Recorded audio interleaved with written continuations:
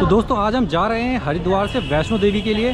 तो आज की हमारी जर्नी में हम शुरू करेंगे हरिद्वार से और ट्रेन से हम जाएंगे सीधे वैष्णो देवी के लिए। तो आपको बताऊंगा आज की कंप्लीट डिटेल कि कैसे आप वैष्णो देवी पहुंच सकते हैं, इस टाइम क्या गाइडलाइंस हैं और वहां जाने में क्या क्या दिक्कतें आती हैं। तो कंप्लीट डिटेल्स जानने के लिए आप हमारे इस वीडियो में लास्ट तक बने रहिए।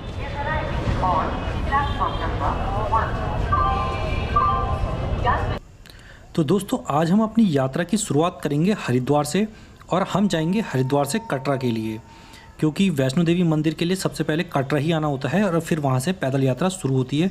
तो कटरा आखिरी स्टेशन है। अगर आप भी माता वैष्णो देवी के दर्शनों के लिए जाना चाहते हैं तो भारत के कई शहरों से डायरेक्ट कटरा के लिए ट्रेन चलती हैं, तो आप उन ट्रेनों से डायरेक्ट कटरा तक पहुँच सकते हैं।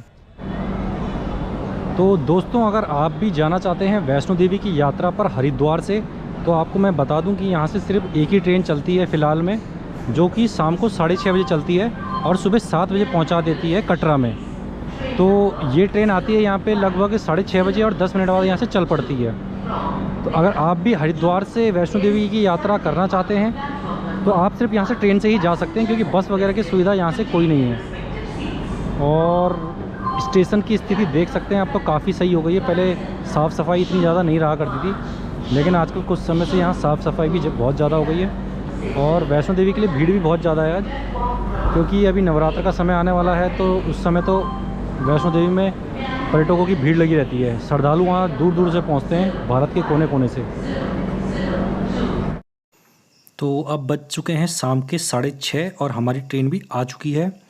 अगर आप हरिद्वार रेलवे स्टेशन आ रहे हैं या फिर आप वैष्णो देवी मंदिर की यात्रा पर जा रहे हैं तो आपको एक बात का ज़रूर ध्यान रखना है। आजकल आपकी कोरोना की दोनों वैक्सीन लगी होनी चाहिए और उसका सर्टिफिकेट आपके पास होना चाहिए, क्योंकि जब आप एंट्री करेंगे यहाँ हरिद्वार में या एग्जिट करेंगे कटरा में तो आपसे ये रिपोर्ट मांगी जाएगी, और या फिर कोरोना की नेगेटिव रिपोर्ट आपके पास 72 घंटे पहले वाली होनी चाहिए। तो अच्छा होगा दोनों वैक्सीन लगा के आएँ, ताकि आपको यहाँ पर आने जाने में कोई कठिनाई ना हो। इसके बाद अब ये हमारी ट्रेन तो आ चुकी है, हम चलते हैं। फ़िलहाल हमने किया है स्लीपर क्लास का टिकट बुक, जिसकी हमें कीमत हरिद्वार से कटरा तक की बैठी है 365 रुपये। तो 365 रुपये में हम पहले पहुंचेंगे कटरा में, और रास्ते में मैं आपको व्यू दिखाता हूं और बताता हूं यहाँ की कुछ और भी इन्फॉर्मेशन। तो ट्रेन में अब हमें सीट मिल चुकी है। जब हमने टिकट बुक किया था 1 हफ्ते पहले, उस टाइम कंफर्म नहीं हो पा रही थी, वेटिंग चल रही थी। लेकिन जिस दिन हम जाने वाले थे उस दिन हमारी कन्फर्मेशन टिकट हो गई थी, और मैं और मेरे फ्रेंड जा रहे हैं दोनों के दोनों आज वैष्णो देवी यात्रा के लिए। और ट्रेन पूरी भरी पड़ी है, क्योंकि माता वैष्णो देवी के भी जब लॉकडाउन लगा था उस टाइम पे मंदिर बंद हो गए थे, इसलिए अब जब खुले हैं तो लोग भीड़ लगाकर जाने लगे हैं फिर से। दोस्तों हमारी ट्रेन हरिद्वार से चली थी शाम को 6:30 बजे और हम अगले दिन पहुँचे सुबह को 7 बजे। तो लगभग 13 घंटे लग गए हमको हरिद्वार से कटरा तक पहुँचने में। जब हमने ये यात्रा शुरू करी थी उस टाइम शाम हो चुकी थी, फिर उसके बाद रात हो गई, तो रास्ते में कोई भी लोकेशन हमको दिखाई नहीं दी। लेकिन जैसे ही थोड़ा सुबह हुई उसके बाद हमें जम्मू के आसपास की बहुत सारी खूबसूरत लोकेशन नज़र आने लगी। आप देख सकते हैं इस समय काफ़ी चीज़ें हैं, दिखाई दे रही होंगी आपको। यहाँ पे पहाड़ हैं, और इस यात्रा की सबसे खास बात ये है कि आपको यहाँ पे बहुत सारे सुंदर नज़ारे दिखाई देंगे, नदियाँ दिखाई देंगी, पुल दिखाई देंगी और सुरंगें दिखाई देंगी। पुल और सुरंगें जैसी यहाँ जम्मू तवी से आगे आप जाते हैं तो इतने सारे पुल और यहाँ पे सुरंगें हैं कि आप गिन नहीं पाएंगे, क्योंकि बहुत ज़्यादा यहाँ पे पहाड़ियों के बीच में से ही ट्रेन निकाली गई हैं, तो इसलिए सुरंगें और पुल बहुत ज़्यादा बनाने पड़े हैं। और आप यहाँ पे देख सकते हैं दोस्तों, पहले ट्रेनें जम्मू तवी तक चला करती थी, लेकिन कुछ सालों पहले से यहाँ कटरा तक प्लेटफॉर्म बना दिया गया है और उसके बाद से अब ज़्यादातर ट्रेनें यहीं कटरा तक पहुँच जाती हैं। तो जिसको भी माता वैष्णो देवी के दर्शन करने हैं वो डायरेक्ट कटरा तक ही ट्रेन पकड़ता है, और यहाँ से कटरा से उसके बाद फिर पैदल यात्राएं शुरू हो जाती हैं। ये देखिए आप, रास्ते में कई सारी खूबसूरत आपको गांव नज़र आएंगे, पहाड़ियाँ नज़र आएंगी। ये देखिए आप, जब ट्रेन इससे गुजरती है तो बहुत ही खूबसूरत लगता है और ये एक यादगार जर्नी हो जाती है। अगर आप वैष्णो देवी यात्रा के जा रहे हैं तो मैं ये कहूँगा कि अगर आप दिन का टिकट लेते हैं, यानी दिन का सफ़र करते हैं, तो वो ज़्यादा अच्छा रहेगा, क्योंकि रास्ते की लोकेशंस बहुत अच्छी हैं। वो सब आपको दिन के सफ़र में ही देखने को मिल पाएंगी। अगर आप रात का सफ़र करते हैं तो आप इन सब को मिस कर देंगे। तो इसीलिए सिर्फ इसलिए कह रहा हूँ मैं कि अगर आप लोकेशन का भी मज़ा लेना चाहते हैं तो आप दिन में सफ़र कर सकते हैं।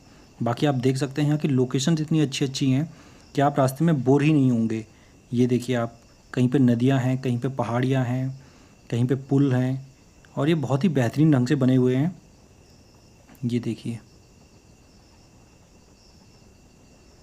रास्ते में कई सारे छोटे छोटे गांव मिलेंगे, कई स्टेशंस आएंगे जो आपकी जर्नी को और भी ज़्यादा शानदार बना देंगे।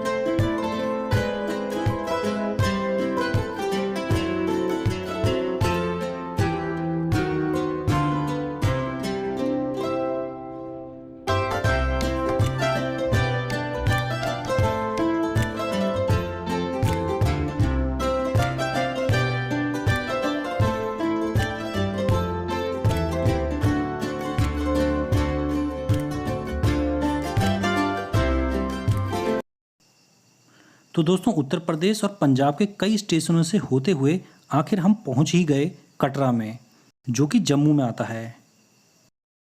तो दोस्तों, फाइनली अब हम पहुंच चुके हैं कटरा में और यहीं से शुरू होगी अब हमारी यात्रा। तो अभी फ़िलहाल हम हैं रेलवे स्टेशन कटरा के और आप देख सकते हैं इधर की तरफ लाइन लगी हुई है बहुत ज़्यादा लंबी। ये देखिए, वहाँ से ये स्टेशन से एग्ज़िट करने के लिए इसी लाइन से जाना होगा और जिसके पास कोरोना की नेगेटिव रिपोर्ट है और जिसको दोनों वैक्सीन लग चुकी हैं, उसका सर्टिफिकेट है, उसको तो यहाँ से जाने देंगे और बाकी शायद जिनके पास नहीं है उनको चेक किया जाएगा। तो चलिए फिर लाइन पे देखते हैं आगे, उसके बाद बताता हूँ मैं आपको क्या यहाँ की प्रोसेस है।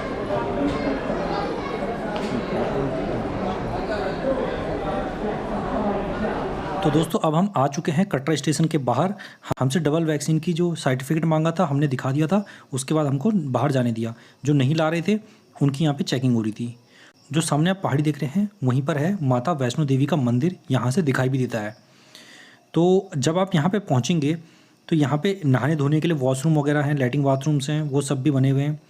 इसके अलावा आपको एक यात्रा पर्ची लेनी होगी जिसको लेकर ही आप यात्रा को शुरू कर पाएंगे और वो यात्रा पर्ची फ्री में मिलती है, यहीं स्टेशन में ही मिल जाएगी आपको। यहीं स्टेशन में आप पता करना किसी से, तो आपको यहीं पे पर्ची मिल जाएगी। इसके अलावा यहाँ पे खाने पीने के रेस्टोरेंट भी हैं और गेस्ट हाउस भी हैं और IRCTC के भी रूम्स हैं यहाँ पे, वो भी आपको मिल जाएंगे। डोरमेट्री लेना चाहते हैं वो भी आपको मिल जाएंगे। तो वो सारी फैसिलिटी आपको यहीं स्टेशन के आसपास भी मिल जाएगी। और हाँ, एक चीज़ जो बहुत ज़्यादा आपको ध्यान रखनी है कि जम्मू कश्मीर में जैसे ही आप आते हैं, एंट्री करते हैं, तो यहाँ पे आपके अदर स्टेट के सिम नहीं चलते हैं। यहाँ पे आने के बाद आपको यहीं के सिम लेना होगा, तभी आप यहाँ पे फ़ोन का यूज़ कर पाएंगे। तो यहाँ पे जब आप रेलवे स्टेशन के बाहर निकलेंगे तो आपको कई सिम वाले मिल जाएंगे। 300 रुपये तक का यहाँ पे सिम मिल जाता है, पोस्ट पेड और प्रीपेड। तो आप जो भी सिम लेना चाहें, अगर आप कुछ ज़्यादा दिनों के लिए आ रहे हैं तो यहाँ पे रुक सकते हैं और यहाँ पे एक सिम ले सकते हैं। और अगर आप 1 या 2 दिन के लिए आ रहे हैं तो अगर आप जिस होटल में रुक रहे हैं तो वहाँ पे वाईफाई का पता कर लीजिए। अगर वहाँ पे आपको नेट का आपका काम चल जाता है वाईफाई से, तो आप वाईफाई लेके उसका काम चला सकते हैं। नहीं तो अगर आपको सिम लेना है तो यहाँ पे से आप 300 रुपये में एक सिम भी ले सकते हैं। और सिम लेने के लिए आईडी के रूप में यहाँ पे वोटर आईडी मांगी जाती है, ड्राइविंग लाइसेंस मांगा जाता है, पासपोर्ट मांगा जाता है, आधार कार्ड नहीं चलता है और ये डॉक्यूमेंट्स यहाँ पे मांगे जाते हैं, तब आप यहाँ पे सिम ले सकते हैं। अब बात करूँ कि यहाँ पे रूम्स की, अगर आप प्राइवेट रूम्स लेना चाहते हैं तो रेलवे स्टेशन के बाहर बहुत सारे आपको होटल्स वाले और ऑटो वाले मिल जाएंगे जो आपको रूम की बात कर देंगे। तो यहाँ पे 500 रुपये से लेकर के 1000 रुपये तक का रूम मिल जाता है 2 आदमियों के लिए। तो मेरे हिसाब से तो काफ़ी सही रेट है यहाँ पे, 500 रुपये से 1000 रुपये तक का। तो आपको कोई इस रेंज में मिलता है तो आप रूम ले सकते हैं। रूम की फ़ोटो वगैरह कंडीशन देख के आप उसके बाद रूम बुक करा सकते हैं। तो दोस्तों, हमको भी यहीं बाहर पे एक टैक्सी वाले मिल गए थे जिनके पास रूम्स वगैरह थे। तो 500 रुपये में हमने एक रूम बुक कर लिया है जहाँ पे हमको वाईफाई की फैसिलिटी भी मिल जाएगी और यहाँ से गाड़ी में ले जाना और लाना भी वही लोग करेंगे। तो 500 रुपये में काफ़ी सही है। तो अब हम चलते हैं रूम पे, कुछ देर वहाँ पे नहाएंगे धोएंगे, फ्रेश होंगे और उसके बाद हम आज से ही शुरू करेंगे यात्रा को, लेकिन वो मैं डालूंगा अपने नेक्स्ट वीडियो में। तो इसलिए बने रहिए आप हमारे चैनल पर और देखते रहिए हमारे आने वाले वीडियोज़ को। अगर आप हमारे चैनल पर पहली बार आए हैं तो हमारे चैनल को सब्सक्राइब ज़रूर कर लें। हम अपने इस चैनल पर ऐसे ही वीडियोज़ डालते रहते हैं। दोस्तों वीडियो इन्फॉर्मेटिव लगा हो तो वीडियो को लाइक और शेयर भी ज़रूर करें। इसके बाद मिलेंगे हम अपने नेक्स्ट वीडियो में, तब तक के लिए धन्यवाद। जय हिंद।